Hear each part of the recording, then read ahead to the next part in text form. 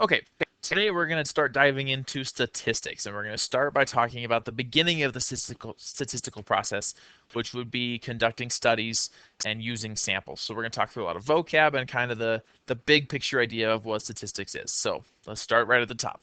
Statistics is the study of data collection, analysis, organization, interpretation, and presentation. So statistics is basically the study of data, how we collect data, how we use data, and what data can tell us, and everything that that encompasses. So statistics is a big, big field, a big word for a lot of different things that are all connected. Two big vocab terms we're going to use a lot are population and sample. The population is the entire group that you're interested in. So you are trying to survey and you want to know the average height of a person on the planet. What's the average height for a human being, let's say?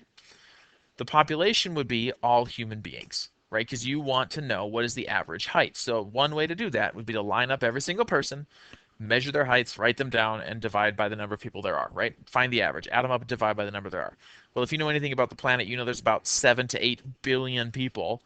There's no way you could measure 8 billion people. So finding out what the average height of a human being is impossible, literally impossible. By the time you got partway through, there'd be more people that you had missed, and people would die while you're measuring. Like, it's just not physically possible. So you would use a sample. A sample is a smaller group within the population that is analyzed and used to represent the entire population. So if you're trying to find the average height of human beings, what you're going to do is choose a much smaller group of human beings and find the average height of that group. And then, depending on how you came up with that sample, that smaller group, you can say what the average height is for all people because you will have a good idea that the average that you calculated on your small group is the average for the bigger group also. And it works with some surprising success as long as we follow certain steps. Right? So we've talked a little bit about why we can't survey the whole population. A lot of times the population we're interested in is just too big. The United States Department of Commerce does survey the entire population once every 10 years. It's called the census. Right? So if you survey an entire population, it is called a census. In the case of the US Census, when they count every person in the country, it takes forever. We only do it at once every 10 years, and it usually takes most of the year, and they plan for it for multiple years. They do it every 10 years. The last one was in 2010, and it cost $13 billion. Those of you playing along at home are realizing that this is 2020 and that means we're having another census, and it just started. I've already responded for the census for myself. It's online this year, or it can be online, which will make a big difference, but it'll be interesting to see how much this one costs because so many things change in 10 years. I would imagine that even with the internet bringing some of the costs down, it's still going to cost more than $13 billion to get some basic information from every person. The things the census asks about are like your ethnicity, your age, how long you've lived where you live, do you own a house, do you rent a house, how many people live with you, how often do they live with you, do you have kids, how many kids, those kinds of things. It's just to get a brief demographic picture of our country. But because it takes so long and costs so much, we only do it every 10 years. Most of the time when a survey is being conducted, it's not being done by an entity as big as the US government, and they're certainly not interested in spending $13 billion to figure it out. So we have to use much smaller samples. Okay, so we're going to look at these three examples real quick and figure out what the population would be and what the sample would be. Number one, a researcher was interested in the effectiveness of a learning program in preparing high school juniors nationwide for the ACT. So one school in each state was selected to participate in a test study. So in this case, the population is going to be every high school junior in the country, right? He's trying to measure the effectiveness of some learning program, some study plan, probably something they're charging for, and they want to say, this is our percent effectiveness, right? Because they're going to try and advertise. So the population is going to be high school juniors. There are a lot of high school juniors in the country. We have 300 at our school alone, and there's another school in town. Imagine how many there are in New York City or San Francisco. There are too many high school juniors to ask them how well they were prepared for the ACT. So the sample is going to be one school in each state and the juniors at that school. Right? We also have to assume that every student in the country took this learning program because we don't know what they're talking about, but we're going to assume everyone in the country has done it. Otherwise, you would rule out the people that haven't even seen the program. So the population is all juniors in the US sample would be all the juniors at the schools that were selected, right? It's a much smaller group, but that group exists in the bigger group. Number two, a researcher is interested in the average number of hours of TV watched per week by children under the age of 5. So a sample of 100 Montana children under the age of 5 is conducted using hospital birth records. So the sample's pretty easy in this one. It's going to, because it says right here, a sample of 100 Montana children under the age of 5. So there's 100 kids in Montana who are under 5 and they were selected. That is the sample. The population is going to be all children, well, I could go this way, under 5. It doesn't say in the US, it doesn't say in Montana, it says the average number of hours of TV watched per week by children under the age of 5. So children under the age of 5 would be the population. If you're a child and you're under 5, you're in the population that we're interested in, regardless of where you live. So we're talking, hundreds and hundreds of millions of children that are under the age of 5. Way too big to survey. So they chose the 100 from Montana. We're going to talk about in a minute that the method by which you choose your sample and how well that sample represents the population is crucial. In this case, those Montana children probably do not represent the population all that well, because the life of a child under 5 in Montana is going to be pretty different than the life of a child in New York under 5, or the life of a child under 5 in Italy, or the life of a child under 5 in Russia. Those are all very different, and so this is not a good sample, but it is a sample nonetheless. Last, Mr. Zanto is deciding whether the school should change our mascot, so he surveys some of the students. Right, so if he's surveying students, he's obviously interested in the opinion of the student body. So the student body is the population. He wants to know, what do the students think? There are 1,400 students. That's too many to ask one by one. So he's using a sample, and that sample is some of the students, whatever that means. It's not very specific, right? But he talked to some, and that some is the sample. Why wouldn't he just survey, for example, the football team? Think of a reason. You're probably all thinking of different reasons, and that's fine, but I would imagine your reasons all rotate around this one word, or they're involved in this word somehow, and that word is bias. You may even have said the word bias, but do you know what it means? Could you define bias? Good news is I can.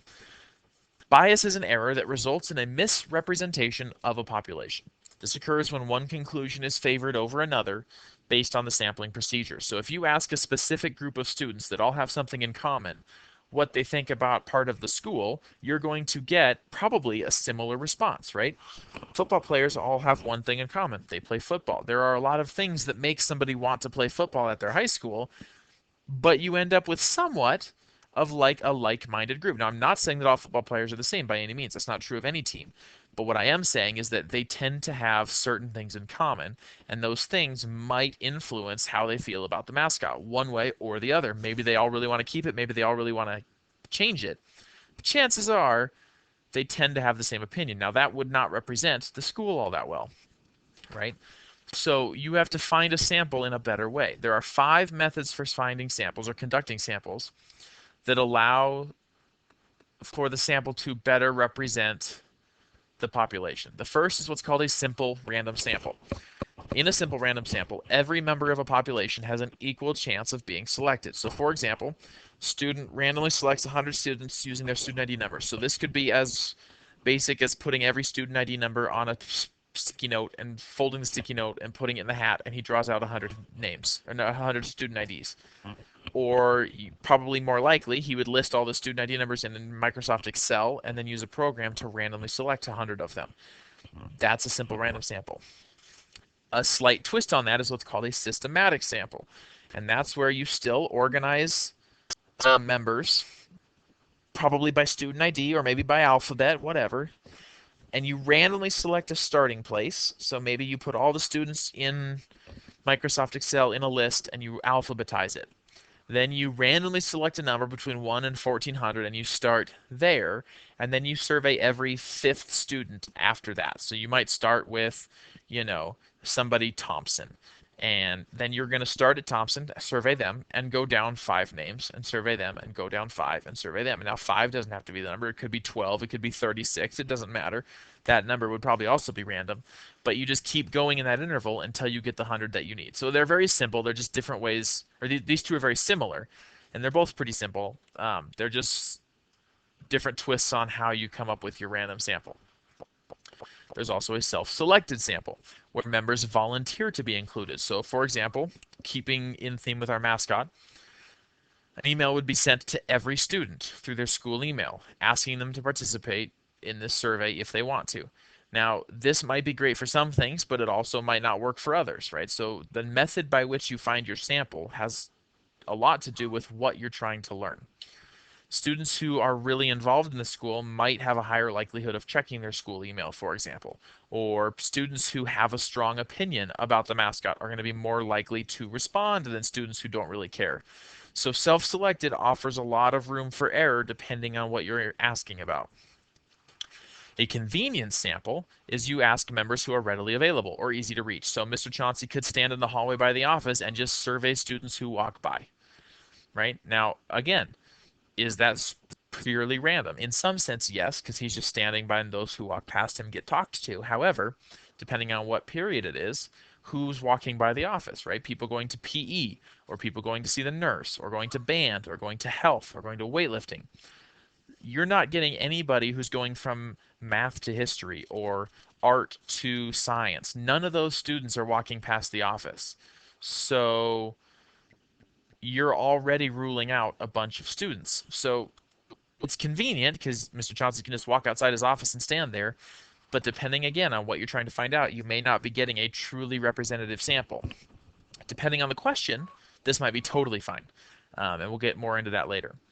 And then last is what's called a stratified sample. The population is first divided into similar, non-overlapping groups, and that's important. These groups have to be non-overlapping, meaning you can't be in more than one group. And then members are randomly selected within those groups. For example, using student ID numbers, Mrs. Kidder randomly selects 50 students from each grade level. So the non-overlapping groups would be the grade levels, right? You can't be a sophomore and a senior. You can't be a freshman and a junior. You are in one of those four groups or none of them, right? So if you're a student at Capital High, you fit into one of these groups. So then from each group, she randomly selects 50. How she randomly selects 50 could be any of the other methods we've already talked about, but it would probably be just pulling names out of a hat or pulling student ID numbers out of a hat, something like that. So we're going to go through these study types and determine whether or not they are biased. So every fifth person at the Country Music Showcase is asked to name their favorite radio station. The sample type, if we're talking every fifth, that sounds like a systematic sample to me, right? We're using a system to select. You could also maybe call it a convenience sample because they're right there in front of you. Is it biased or unbiased? What do you think? I'm going to go with biased, right? If you're at the Country Music Showcase, chances are your favorite radio station just might be a country music station. Now, it's not a guarantee, but that's certainly more likely to be country than it is to be hip hop or pop, right? Or you wouldn't be there. So that's definitely a biased question. Number 2, the CEO of a large company divides his employees by gender and then randomly selects 20 from each to participate in a survey. So sample type is going to be stratified, right? You're divided into different groups first, and then equal numbers from each group are chosen. So that's stratified. Put people into groups, and then pull equally from those groups. Is it biased or unbiased? And this one might be hard to answer without some more information. We don't know if the genders are even, right? Maybe there's only 20 men at this company, and there's 460 women. If there's only 20 men, you're asking every single man their opinion, but not every woman, so that's probably not fair. Could be biased depending on what you're interested in, what question you're interested in. So we would need more information about number 2, I think, to determine if it's biased or unbiased, but it could be either one depending on what you're asking and depending on what the demographics of that company look like. So it could be either way. This is a little bit of a summary page. Let me zoom out a little here. I can't. Showing the 3 types of studies we can do. There are surveys, observational studies, and experiments. I'm going to give a few points here, and then these blue words are reminders for me to tell quick little stories about my experiences with these. So in a survey, data is collected from responses given by a sample regarding characteristics, behaviors, or opinions. So you ask the people about things. For example, you can determine whether the student body is happy with the spring dance theme, or um, you know, if you want to change the mascot or not. That's a survey where you just ask somebody about their opinions. An observational study is when members of a sample are measured or observed without being directly affected by the study. So you're just watching to see what people do without actually doing anything to them. For example, a gaming company watches a group of teens play a selection of video games and notes which ones they play the most. So they're just trying to determine uh, which games are more popular than others, but they're not doing anything to anybody, and they're not asking, they're watching to see, right? So in a survey, you could ask, which games are your favorite? In a study, you provide them and you see which ones they go to. And then in an experiment, which is the most hands-on, you divide the sample into two groups, the experimental group and a control group. And an experimental group undergoes some change. You do something to them. A control group you leave alone just to compare the experimental group to, because you need to know what if we didn't do anything, what would happen. The effect of the effect on the experimental group by that change is then compared to the control group to see what did the change do. For example, a teacher administers a paper and pencil test to an algebra class and a computer test to the other class. Then the teacher compares the scores and the completion times of the two classes to see, maybe which test was better. So, my experiences.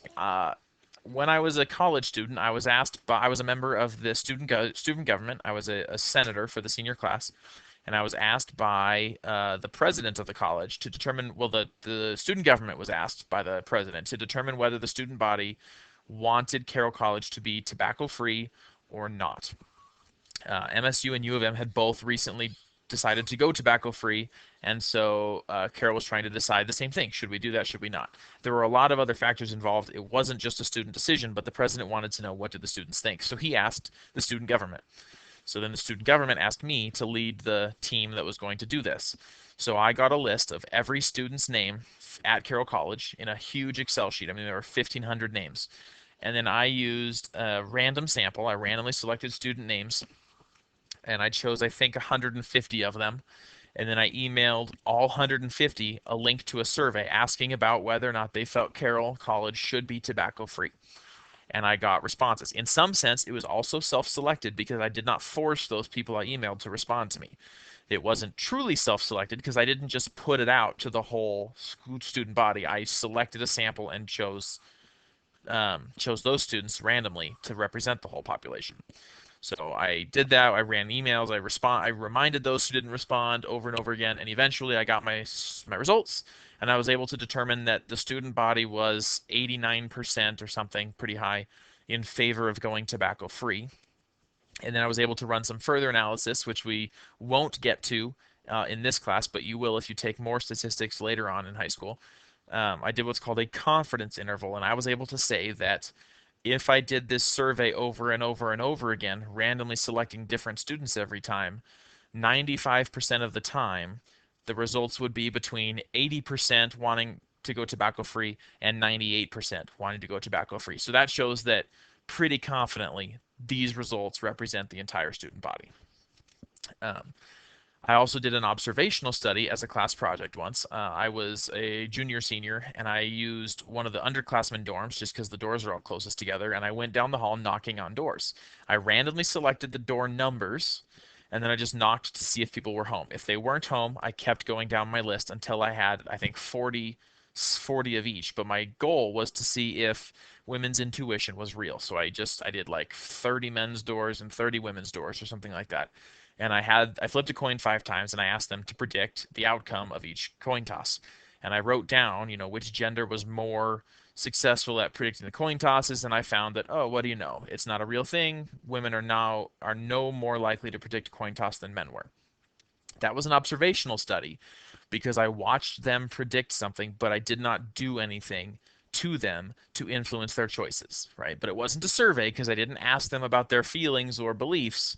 I watched them perform a task of some kind and just recorded the results. Okay, and then I also conducted an experiment as part of a different class project. I was testing to see there's an expression that toast always falls butter side down, and that's more of just a pessimistic saying because it's like, oh, if you drop your toast, the butter land's going to land on the ground and you got to throw your toast away. Whereas if the butter lands side up, you could probably leave it because it's not quite so sticky, you didn't pick up as much dust, whatever. So I wanted to see if that was true. So I used, I think, butter, peanut butter, and jam, and then plain bread that I just put an A on one side of, and I just literally like coin tossed, but with bread. I dropped the bread vertically to see if it landed on its butter side more often than not, or the jam side more often than not, or the peanut butter side more often than not. And turns out it does, but only barely. It's probably just because of the weight of the butter on one side. But that's an experiment because I separated the bread into different groups. I left one bread completely alone, and then I did other things to the other groups to see what would happen. So that's an experiment. Observational study, I just watched people predict coin tosses, and in my survey, I just asked people how they felt about whether or not the school should be tobacco free. There isn't anything that's better about a survey than an observational study than an experiment or vice versa. They just take more work, and there's different applications for each. There's just 3 different options. Okay. Um, a census is a survey in which every member of the population is questioned. So we talked about the U.S. Census. Well, the U.S. didn't name that. If you survey an entire population, it's called a census. So if Mr. Zanto asked every single student whether or not we should change the mascot, if he called them into his office one by one and asked them, that would no longer be, he would no longer be using a sample. He would be performing what's called a census. And that's because he's asking every single member of the population what they think. It's not an experiment. It's not an observational study. It's a survey, but of the entire population. So the reason we call it the U.S. Census is because we're asking questions of every single person in the country. So we're taking the entire population and asking them individually, making it a census.